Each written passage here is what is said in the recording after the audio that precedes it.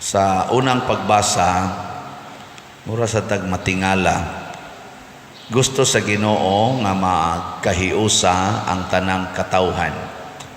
Pero sa dihang nagkahiusa na ang katawhan, iya na sang gilibog aron magkatibulaag sila. Nya ingon siya, ania ako mianhi aron pagtigom, ningon si Jesus aron pagtigom sa nagkatibulaag kong katawhan. Sama ni dua-dua ra ni Ginoo, iyang tigomon, nya iya na sang bungkagon, nya ini kabungkag na sad, iya na sang tigomon. Saman gidua-dua antas Ginoo. Naghiusa na gud ni sila, usa ra goy ilang pinulungan kay mao man ni sila ang mga kaliwat ni Noe paghuman sa lonop ba, usa ra man. Di usa ra ilang pinulungan. Oto nagkasinabot dayon sila, himo silag turi, kahiusa gyud. Mura man og nahadlok ang Ginoo pagtan-aw niya, ingon siya bungkagon tani sila aron magkabahin-bahin ni. Nagkagubot ng ilang pinulungan, nagkabungkag dito sa Babel or Babel.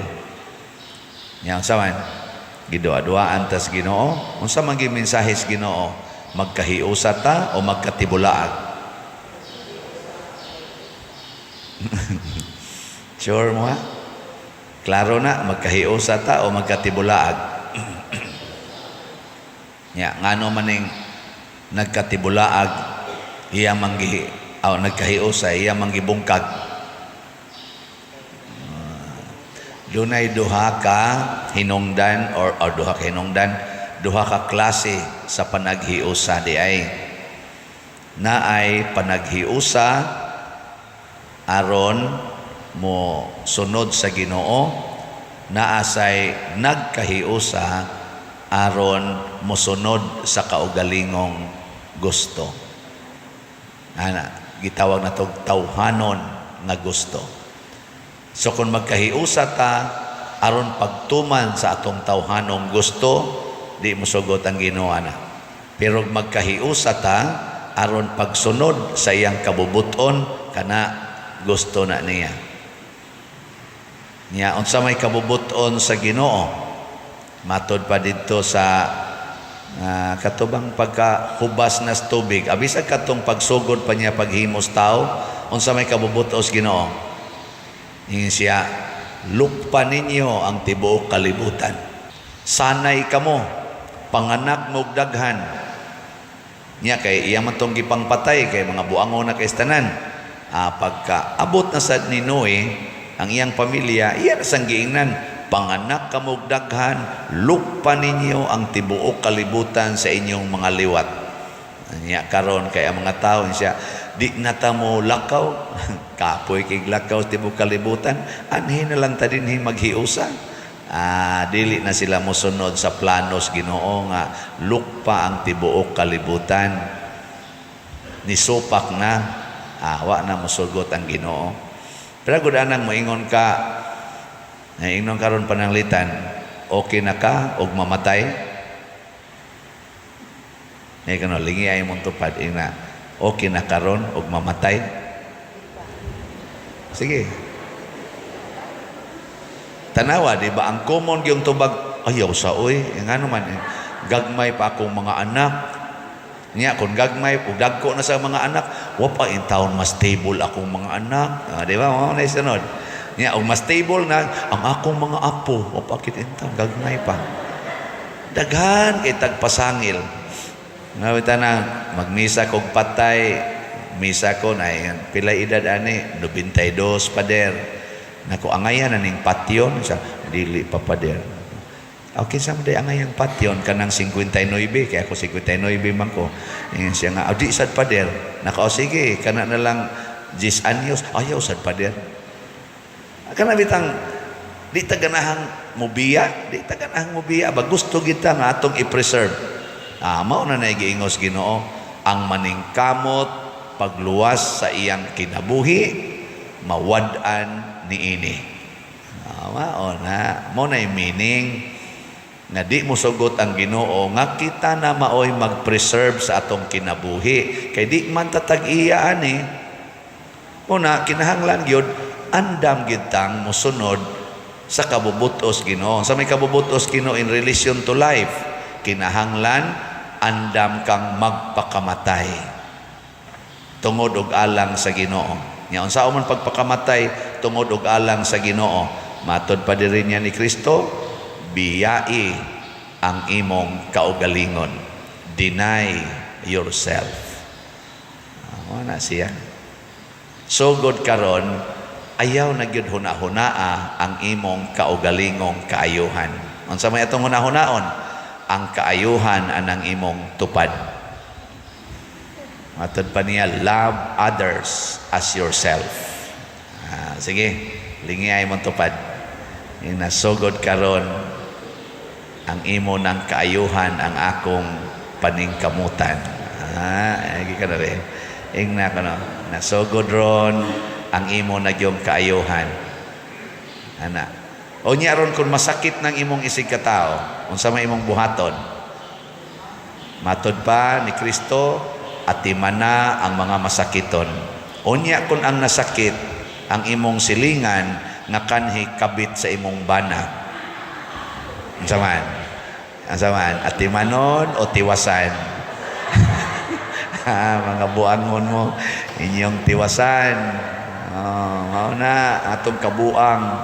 Ayaw, kinahanglan, imo gunang silingan, imo ginang atimanon. O niya ron, kay wa may kwarta ang kabit sa imong bana, mag-prenatal man, wa may kwarta. Ang saman, imong gastuan para sa prenatal? Sige. Nya, nagbati naman, wa manggikuyog. Ang saman, imong kuyogan, aron mga anak? Imong kuyogan? Silingan raman ninyo, God?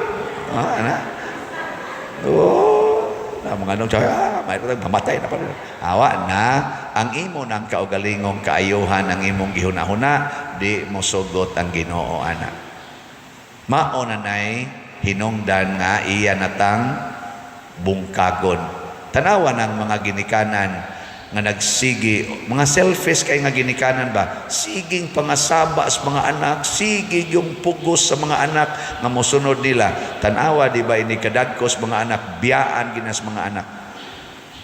Uban pa na, ludan pang naong.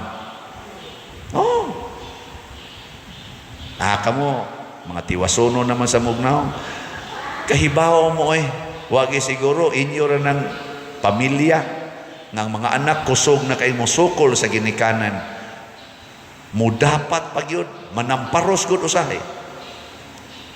Di na tinod, ikiha pamangganing ginikanan, ipapriso pamangganing.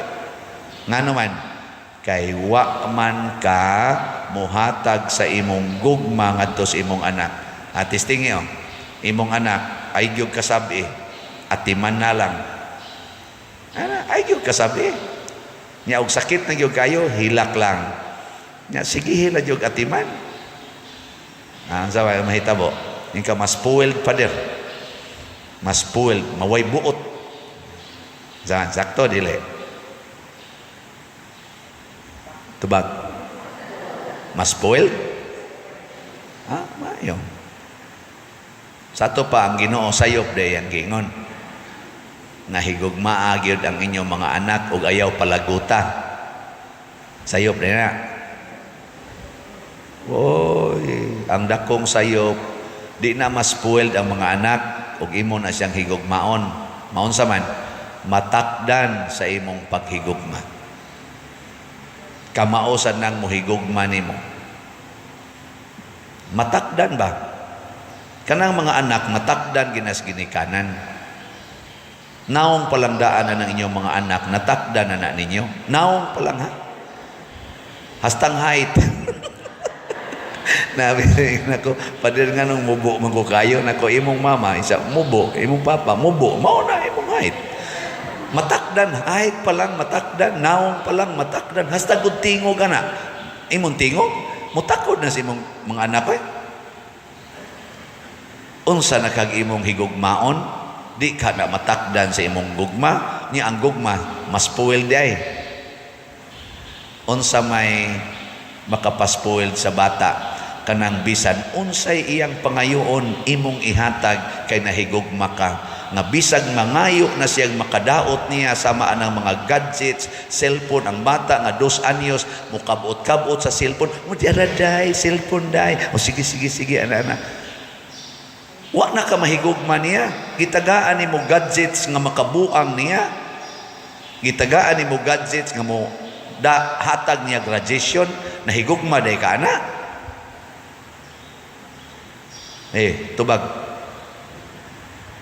Kanang imong paghatag niya anang tanan niyang kanon nga naa nagalingkod dala sa imong balay nya, sige lang yapong kaon, tan-aw anang TV, kaon anang naa mga tamis kanang mga junk foods, nahigugma ka na sa imong anak.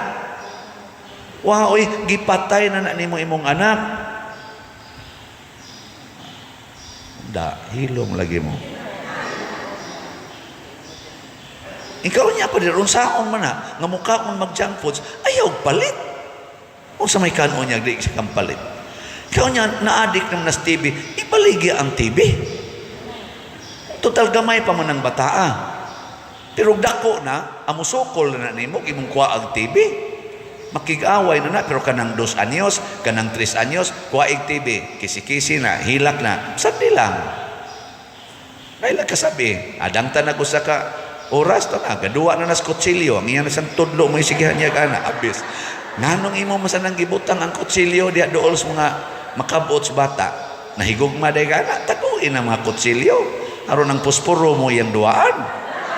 Silaban day yung balay, sunog day. Nganong imo masang gipaduol ang pusporo, nahigugma day kasi mong anak, kana ingon anak ba? Na, yango-yango ra ba mo? Ingon san mo kanis father ba, way anak, pero mura magnaa. Di, oy, mamalandong ta. Kay dili gugma ang paghatag sa tanan. Maubitaw ang Ginoo na higugma man kay nato, wa niya tagai ang mga tao nga matuman ang ilang pangandoy nga maghimog turi nga musangko sa langit. Kay nahibaw ang Ginoo makadaot nas mga tao. Mao na ang usahay ang Ginoo dili muhatag nato nga maayo kas imong sakit. Ngano man, luos lagag pangguba sa hinimos Ginoo, ug himsog ikaglawas, kusog ikang mupakulor sa imong buhok, kiskis anang kilay, tan-awang masakiton, wa nagi husay-husay sa buhok. May pang masakiton ka, kay mo amping pa ka sa natural nga hinatag sa Ginoo. Mga batanon, tagaig sakit, maglubog ra nas balay. Hala, lagsik og lawas, manglupad na ikagabi, diit anang ilang mga uyab, tinukhangay dito ay mga kasal. Usahay makatagbo pag ang pari nga mga himsog og lawas, pero kato mga masakiton ay tuaw sige Lord, ayo hataon ko Lord, ayo hataon ko yung Ginoo, din agiti ka ayohon kay buutan na kay kakaron nga nasakit ka. Di ba? Pasabot di ay kung mosunod lang itas Ginoo for better or for worse, ano sa to? In sickness and in health, till death do dili na till death do us part, till death see you soon. Ana na siya, kita ang Ginoo ikamatay nato, malipay ang Ginoo ana, malipay siya.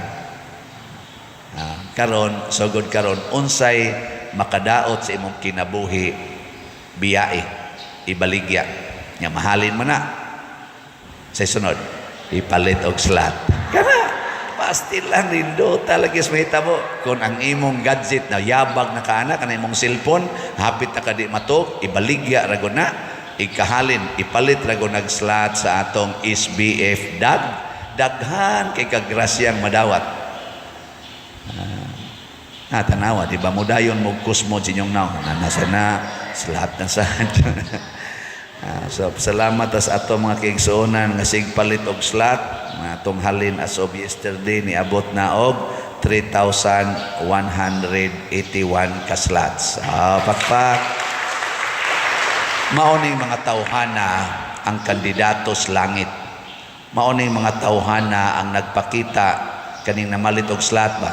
Maoning nagpakita nga gihigugma nila ang Ginoo dinhis kalibutan. Nga matud pas Ginoo, kung inyo kong higugmaon dinis kalibutan, ako sa mong higugmaon atubangan sa akong mga anghel o sa akong amahan. Pero inyo gay kong isalikway dinhi, pasabot sundo ninyo inyong gusto, ako sad mong isalikway atubangan sa akong amahan o sa mga anghel na balaan. Sige, katapusang lingi. Ina, sugod karon, malit na kitag slata.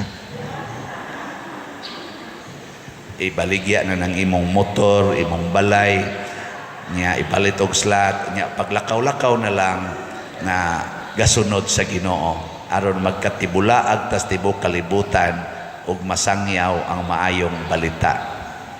Nindota no? Ginay, nindog na ta.